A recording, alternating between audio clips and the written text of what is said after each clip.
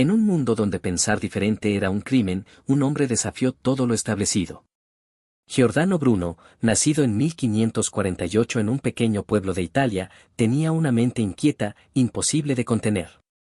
Creció bajo la sombra de la Iglesia, ingresó en la Orden de los Dominicos y recibió una educación clásica en teología, filosofía y astronomía. Pero su espíritu rebelde lo llevó a cuestionarlo todo. A los 15 años, ingresó en la Orden de los Dominicos en el monasterio de San Domenico Maggiore, en Nápoles. Allí adoptó el nombre de Giordano y recibió una educación rigurosa en teología, filosofía, latín y griego.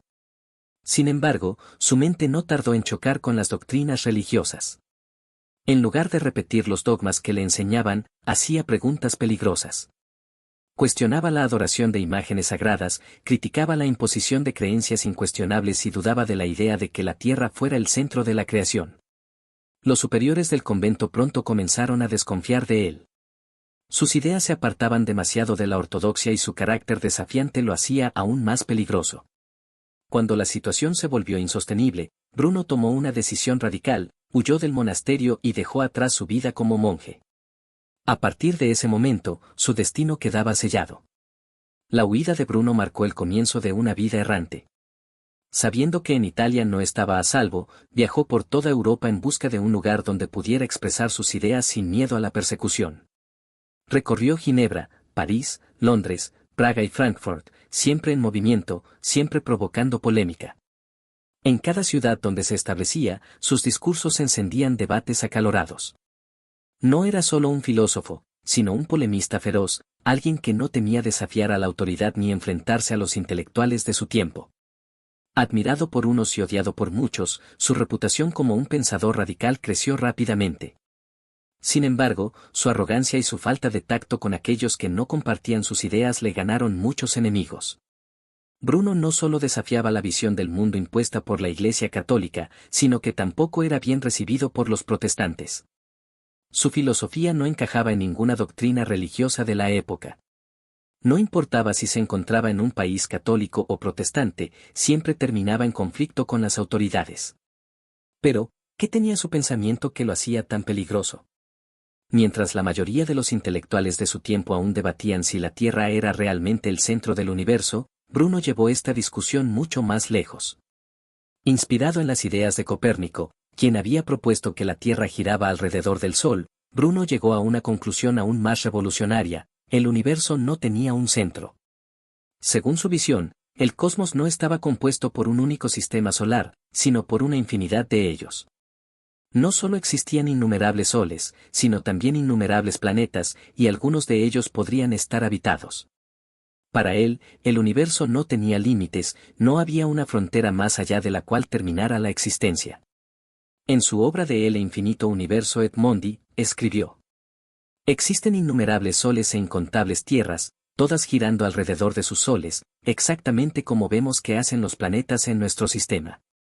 Esta idea era inaceptable para la Iglesia. Si el universo era infinito, significaba que la humanidad no ocupaba un lugar especial en la creación. La doctrina cristiana enseñaba que el hombre era el centro del plan divino, que todo había sido hecho para él. Pero Bruno argumentaba lo contrario: si existían innumerables mundos, entonces la humanidad era solo una más entre muchas otras formas de vida dispersas en el cosmos. Las implicaciones de sus ideas iban más allá de la astronomía. Para Bruno, un universo infinito significaba que Dios no podía ser concebido como un ser que existía separado de su creación. En su lugar, defendía una visión panteísta: Dios no era un creador que gobernaba el mundo desde afuera, sino que estaba presente en todas las cosas. Esta filosofía rompía con la concepción tradicional de un Dios personal que premiaba y castigaba, y ponía en entredicho la autoridad de la Iglesia. Si la divinidad estaba en todo, ¿para qué se necesitaban sacerdotes, dogmas o instituciones religiosas? La verdad ya no dependía de las escrituras ni de los teólogos, sino que podía ser descubierta a través del pensamiento y la observación. Bruno afirmaba que la sabiduría no estaba contenida en un solo libro, sino en la totalidad del universo. La mente humana, decía, era infinita, igual que el cosmos, y su misión era explorar sin límites, sin aceptar verdades impuestas. Esto lo convirtió en un enemigo no solo de la Iglesia, sino de cualquier sistema que intentara controlar el conocimiento. En 1592, Giordano Bruno llegó a Venecia, creyendo que había encontrado un refugio seguro. Había sido invitado por un noble llamado Giovanni Mocenigo, quien estaba interesado en sus conocimientos sobre filosofía y mnemotecnia, el arte de la memoria. Durante un tiempo, Bruno se dedicó a enseñarle, sin sospechar que este hombre se convertiría en su verdugo. Mocenigo, ya sea por miedo o por resentimiento, lo denunció a la Inquisición veneciana. En su acusación, enumeró las ideas heréticas de Bruno, su creencia en el universo infinito, su rechazo a los dogmas de la Iglesia y su concepción de Dios como una entidad presente en toda la naturaleza. La denuncia fue suficiente para que las autoridades eclesiásticas actuaran. El 22 de mayo de 1592, en plena noche, soldados de la Inquisición irrumpieron en su habitación y lo arrestaron. Lo llevaron a una celda fría y oscura, donde comenzó la última etapa de su vida, 8 años de interrogatorios, amenazas y presión psicológica. Inicialmente, su caso fue manejado por la Inquisición de Venecia, pero el Vaticano pronto intervino. La Iglesia romana lo consideraba un enemigo demasiado peligroso como para dejarlo en manos de los inquisidores locales. En 1593, fue trasladado a Roma, donde fue encarcelado en el Palacio de la Cancillería, en una celda húmeda y sombría, alejado de todo contacto humano salvo el de sus interrogadores. La Inquisición no se apresuró en su juicio. Sabían que Bruno era un hombre brillante y querían doblegarlo, forzarlo a retractarse de sus ideas y presentarlo como un ejemplo para todos aquellos que osaran desafiar la doctrina establecida. Durante años, lo sometieron a interrogatorios interminables, donde teólogos y cardenales intentaban convencerlo de que renunciara a sus creencias. Uno de los principales cargos en su contra era su afirmación de que el universo no tenía centro, que el cosmos estaba lleno de innumerables soles y planetas, y que la humanidad no era el eje de la creación. Esta idea, que siglos después sería confirmada por la ciencia, era considerada una amenaza mortal para la Iglesia, pues desmoronaba su visión de un mundo ordenado y jerárquico, con Dios en lo alto y el hombre en el centro de su diseño. Pero los cargos no se limitaban a la astronomía.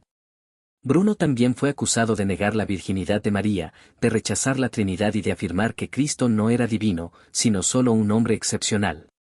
La Inquisición lo acusó de sostener doctrinas panteístas, de despreciar la autoridad de los teólogos y de desafiar la estructura misma del poder eclesiástico. A lo largo de los años, le ofrecieron múltiples oportunidades de salvar su vida. Si simplemente admitía que estaba equivocado, si se arrodillaba ante la Iglesia y pedía perdón, su sentencia podría reducirse. Pero Bruno se negó. No solo rechazó retractarse, sino que se mantuvo firme en sus convicciones.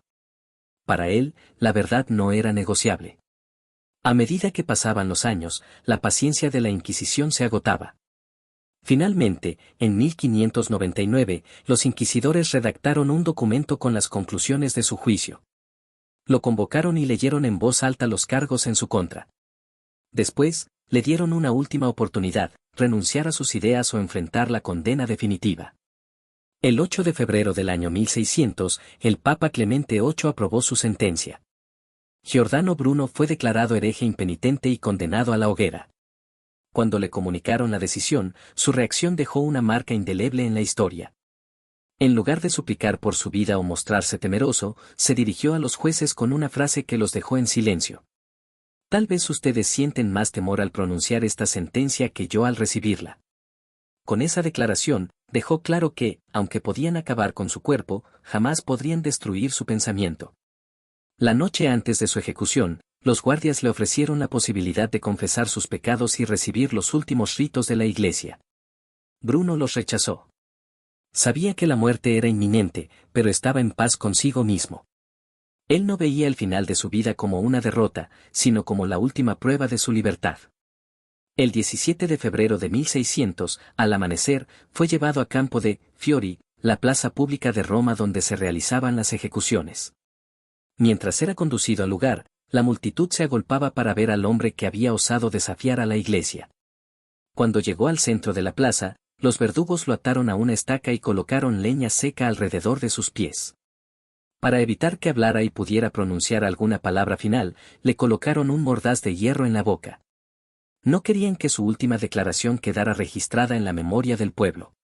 El fuego fue encendido y las llamas comenzaron a consumir su cuerpo.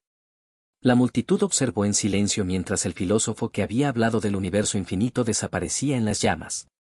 Pero aunque la Iglesia creyó haber apagado su voz, sus ideas seguirían resonando en la historia.